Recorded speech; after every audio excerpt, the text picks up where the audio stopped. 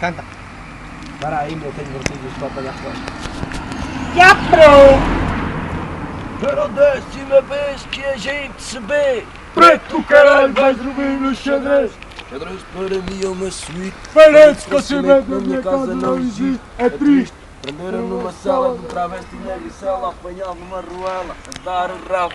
Para acabar. De rapaz, quando é que arranjas um trabalho? Diz a tua mulher se Pergunta ela à tua mulher se ela precisa de um caralho. Tinha tantos amigos, uns foram mortos, outros foram para Caxias. Às vezes fico a pensar, há de chegar o teu dia, mas não penso muito que a cabeça está fodida. 24 horas com uma faca no bolso, a rondar esquina a esquina à procura do almoço. Já faz um mês e tal com boas aulas, mais uma vez chumbo e focas. Nunca fui um burro nem grande bolas, pessoas a que nunca foram com a minha cara. Eles iam bem ao que iam gozar. Havia uma miúda chamada Bianca, Bianca era a minha paixão. Uma miúda bonita, quase branca. Fumamos droga desde criança. Drogados Era a profissionais de minha caralho. namorada. Preto do caralho, vais dormir no xadrez.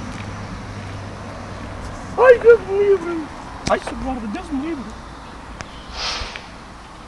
Eu bato para o guarda. Não há ninguém que cospe-me neste bairro, toda a gente me quer mandar abaixo. E o guarda vai ter de outra vez. E o guarda nem fazia nada. Ele come-se. Ei, menos não? E eu rebaixo para ele. Então, mas o senhor não parece um drogado. E vira-se ele. Drogado? Eu fumo droga. Mas é à minha custa. É à minha custa, nasci para a máfia. Eu vou. E o gajo? Ai, já sabia que andava na pesada. E vira-se o gajo. Eu que te apanhava vou-te matar. E vira-se o quantos iguais assim? já. Ele, quantos iguais assim? Olha, vamos vir lá, cuidado. É Nick. É Nico, velho. Ia comendo o papel, não sei. Olha o autocarro! Vamos passar a passadeira? Mas pode. Tá bom! Adeus até um dia.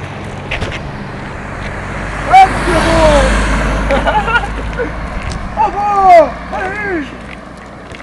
Vamos bem, vá. É! Fala para onde? E vamos já com os velhos, vamos já com os velhos. Chega, já lhe disse. Ei, que vira-te para trás. Olá, bozinha, eu sou a Marta, só que venho dar um beijinho.